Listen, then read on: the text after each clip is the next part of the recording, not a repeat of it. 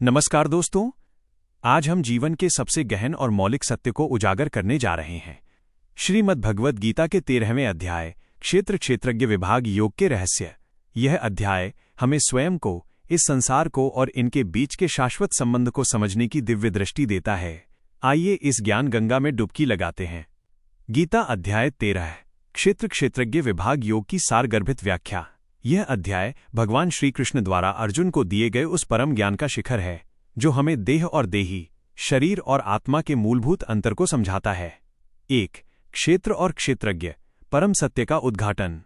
अध्याय की शुरुआत ही परम ज्ञान से होती है। क्षेत्र, द फील्ड। श्री कृष्ण अर्जुन को समझाते हैं कि ये शरीर ही क्षेत्र है। यह कर्मों का मैदान है, अनुभवों का आधार है। इसमें 5 महाभूत, अहंकार, बुद्धि, अव्यक्त प्रकृति, मूल प्रकृति, 10 इंद्रियां, 5 ज्ञानेंद्रियां, 5 कर्मेंद्रियां, मन, इंद्रियों के विषय, इच्छा, द्वेष, सुख, दुख, संघात, शरीर का चेतन स्वरूप, चेतना, जागरूकता और धृति, धैर्य, ये सभी विकार सहित क्षेत्र के अंतर्गत आते हैं। यह एक प्रयोगशाला है जहां जीवात्मा अपने कर्मों का फल भोगती है और ज्ञान अर्जित करती है। क्षेत्रज्ञ, the knower of the field. क्षेत्रज्ञ वो है जो इस क्षेत्र, शरीर को जानता है। यह आत्मा है, जीवात्मा है, जो इस शरीर में रहती है, इसका अनुभव करती है, पर स्वयं इन विकारों से अलिप्त रहती है। भगवान कहते हैं, हे अर्जुन, समस्त क्षेत्रों में क्षेत्रज्ञ मुझे ही जानो। जीवन का उद्देश्य, सार, स्वयं को क्षेत्रज्ञ, आत्मा जानना, न कि क्षेत्र, शरीर और उसके विकार। यह ज्ञान ही समस्त दुखों की निवृत्ति का मूल है। 2. ज्ञान और अज्ञान, मोक्ष का मार्ग। श्री कृष्ण इसके बाद ज्ञान के 20 लक्षणों का वर्णन करते हैं जो मोक्ष प्राप्ति का सीधा मार्ग है।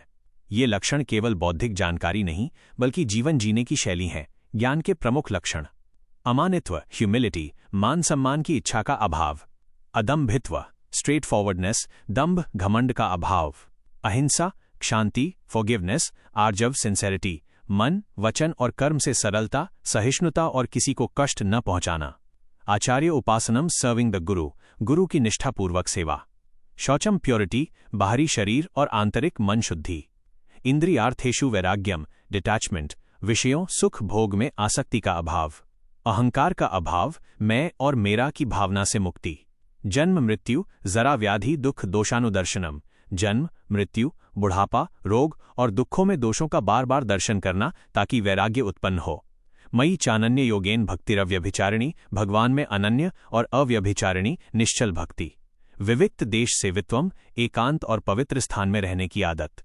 अज्ञान सार, ज्ञान के इन लक्षणों के विपरीत जो कुछ भी है वो अज्ञान है। 3. ज्ञेय, परब्रह्म, जानने योग्य परम सत्ता। ज्ञान के साधनों को जानने के बाद भगवान उस परम ज्ञेय, जानने योग्य सत्य का वर्णन करते हैं जो अनादि है, सगुण और निर्गुण से परे है और स्वयं परब्रह्म है।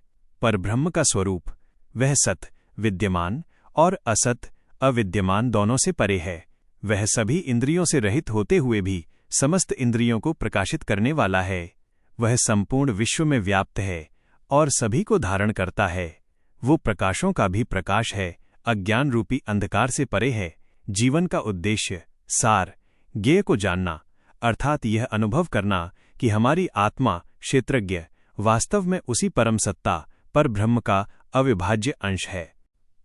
4. प्रकृति और पुरुष, सृजन और भोग का रहस्य। अध्याय के अंतिम भाग में भगवान प्रकृति और पुरुष की भूमिका को स्पष्ट करते हैं। प्रकृति, नेचर, ये कर्मों की कर्ता है। यह सृष्टि, शरीर और इंद्रियों को उत्पन्न करती है।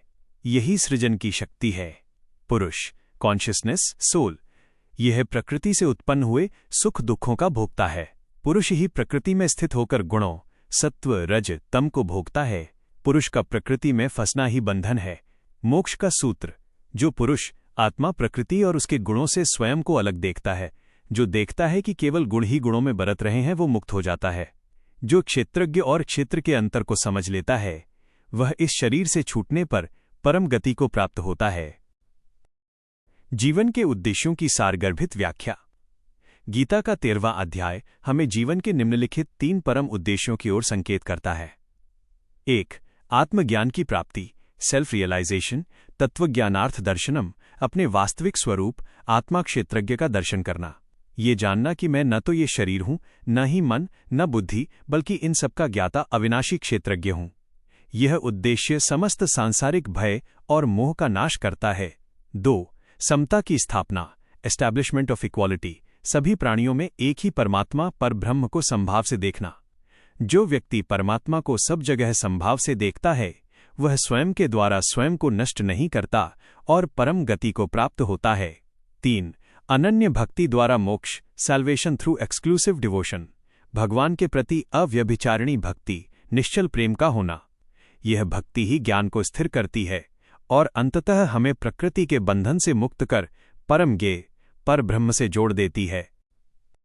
एक विनम्र अनुरोध दोस्तों, ये ज्ञान हमारी सनातन संस्कृति का आधार है। यदि आपको ये व्याख्या हृदय को छू गई हो और आपको लगा हो कि इसने आपके ज्ञान में वृद्धि की है, तो कृपया इस आध्यात्मिक यात्रा में हमारा साथ दें। इस वीडियो को या इस कंटेंट को एक लाइक देकर हमें प्रेरणा प्रदान करें और हमारे चैनल को सब्सक्राइब करना न भूलें और बेल आइकॉन दबाएं ताकि आप जीवन को प्रकाशित करने वाले ऐसे ही गहन और प्रेरणादायक ज्ञान से कभी वंचित न रहें। आपका समर्थन हमें और भी अधिक शुद्ध और उपयोगी सामग्री आप तक पहुंचाने के लिए उत्साहित करेगा। राधे राधे। जय श्री कृष्ण। धन्यवाद।